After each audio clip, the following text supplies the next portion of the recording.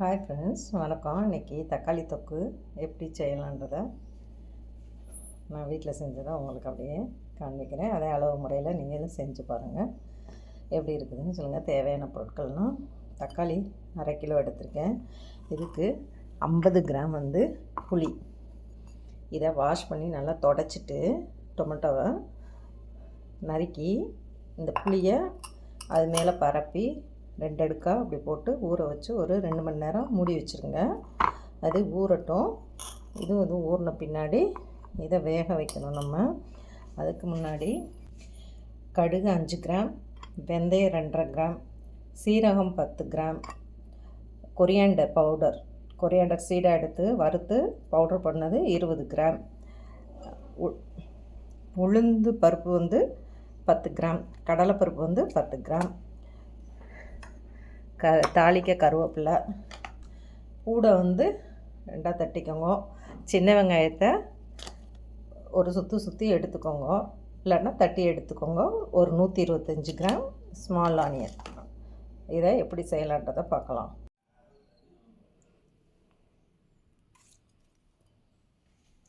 தக்காளியில் உள்ள இந்த நடு பக்கத்தை எடுத்துருங்க, கட் பண்ணி.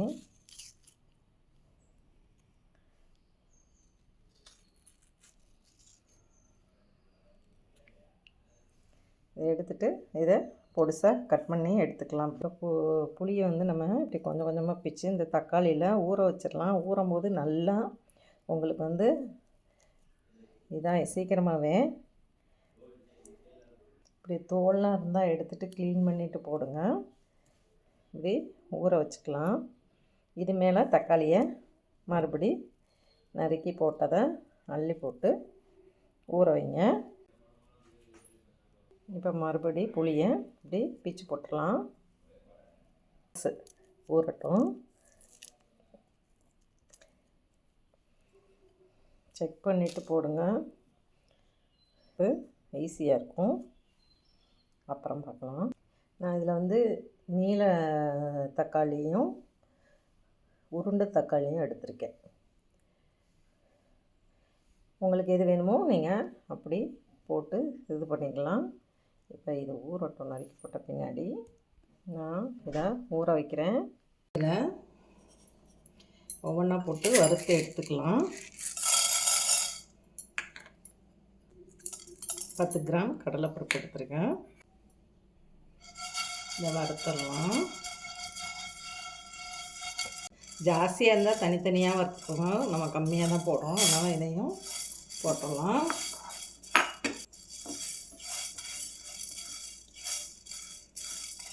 அது பூடையும் சின்ன வெங்காயத்தையும் மிக்சியில் ஒரு சுற்றி எடுத்துக்கலாம். இந்த ஹீட்லேயே கடுகு வெந்தயம் 2.5 கிராம் போட்டிருக்கேன். கடுகு 5 கிராம் போட்டிருக்கேன். கடுகு லேசாக பொரியும் போது இந்த சூட்டில் எல்லாம் இதாயிரும். வெந்தயம் கடுகு பொரியுது. இப்போ சீரகத்தையும் போட்டுடலாம். இப்போ ஸ்டவ்வை ஆஃப் பண்ணிடலாம். இந்த ஹீட்லேயே எல்லாம் பொரிஞ்சிடும். பாருங்கள், சத்தத்தை ஆஃப் பண்ணிட்டேன் ஸ்டவ்வை. இதை ஒரு பாத்திரத்துக்கு மாற்றி ஆற வச்சிடலாம். இப்போ அடுப்பை பற்ற வச்சிடலாம். இந்த தக்காளி எதுவும் ஊற வச்சுருந்தோம் இல்லையா, புளி பாருங்கள் ஊறிச்சு நல்லா. இதை இப்போ வதக்கி விட்டுடலாம்.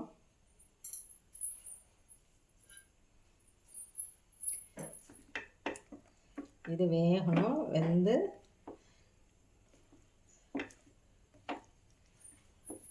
தக்காளி வதங்கணும் அப்படின்னா கொஞ்சம் நம்ம இதுக்கு மொத்தம் 40 கிராம் உப்புங்க. இதுக்கு இதில் கொஞ்சோண்டு உப்பை போட்டுடலாம். அந்த உப்பை எடுத்து இதில் போட்டிருக்கேன்.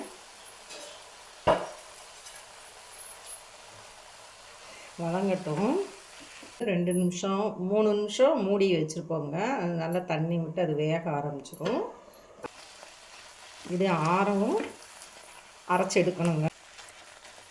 தோலும் சதையும் தனியாக பிரிஞ்சு வர அளவுக்கு வதக்கி எடுத்துருங்க. வறுத்து வச்சோம் இல்லையா, அதை பவுட்ரு பண்ணி வச்சிடலாம். கொஞ்சம் மஞ்சத்தூள் 1/2 டீஸ்பூன் சேர்த்துக்கோங்க. இது தாளிக்கும் போது நம்ம இந்த பவுடர்லாம் போடும்போது மஞ்சத்தூளும் போட்டுக்கலாம். ஆஃப் பண்ணிடுவோம்.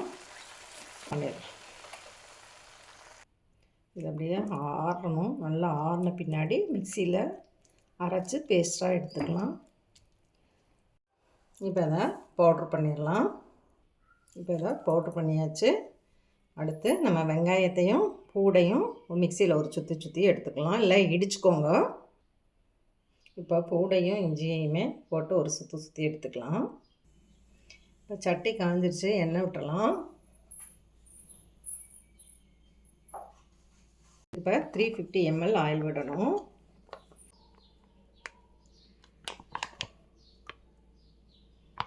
டூ 200 mlங்க, இது ஒரு கப்பு போட்டோம். 350 ஆயில் விட்டுருக்கேன்.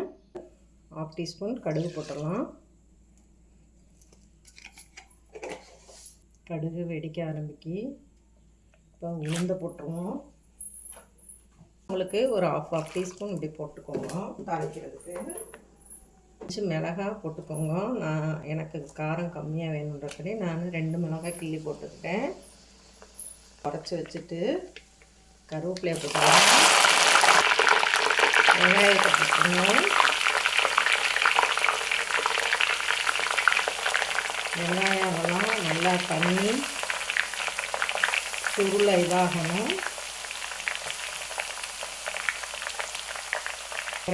அரைச்சி போட்டுக்கலாம். நம்ம இது நல்லா முருகலாக வரணும்.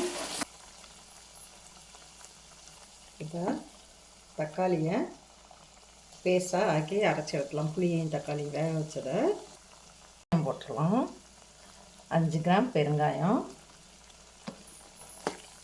மஞ்சத்தூள் போட்டுடலாம்.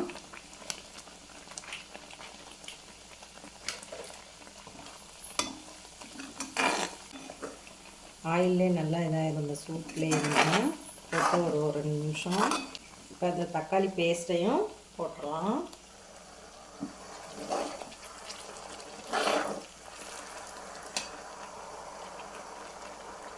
இது எண்ணெயிலே நல்லா கொதித்து வேகணும். தீயிலே வச்சு வேக விடுங்க, தண்ணி பசையெல்லாம் போகணும். அப்புறம் பார்க்கலாம். இது நல்லா தக்காளி வந்து சொதப்பெல்லாம் அடங்கணுங்க. ஈரப்பசையே இருக்கக்கூடாது.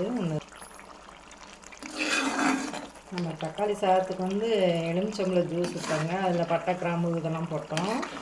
மசாலா ஐட்டம். அது தக்காளி சாதம் இன்ஸ்டன்ட் மிக்ஸுங்க. இது வந்து தொக்கு. அப்புறம் எல்லாம் உப்பு எல்லாம் போட்டுடலாம். பவுட்ரு பண்ண எல்லா மசாலாத்தையும் போட்டு நம்ம வதக்கி விட்டுக்கலாம். பாருங்கள், பவுடர்லாம் அந்த பருப்பு பொடி எல்லாம் சேர்ந்து போடணும். ஆயில் ஃபுல்லாக இழுத்துக்கிச்சு.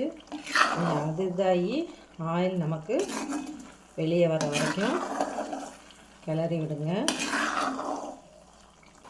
வெளியே விட ஆரம்பிச்சிச்சு.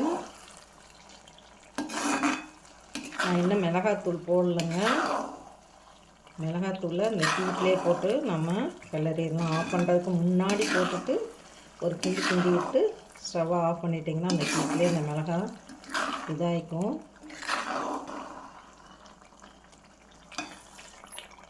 இப்படி வரணுங்க.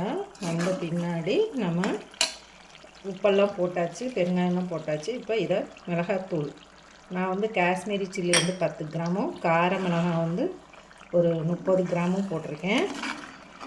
நான் குறைஞ்ச தீயில் தாங்க வச்சுருக்கேன். கலர் மாறாமல் இருக்கணும்னா நீங்கள் குறைச்ச தீயில் வச்சு மிளகாயை போடுங்க. அப்போ தான் நல்லா கலர்ஃபுல்லாக ஆகும். ஆஃப் பண்ணிடலாம். என் சேனலுக்கு லைக் பண்ணுங்கள், ஷேர் பண்ணுங்கள், கமெண்ட் பண்ணுங்கள், சப்ஸ்கிரைப் பண்ண மறக்காதீங்க. இது கடாயிலே நல்லா ஆறணும். ஆறின பின்னாடி நீங்கள் எடுத்து பாட்டிலில் ஸ்டோர் பண்ணி வச்சுக்கலாம். தேங்க்யூ ஃபார் வாட்சிங்.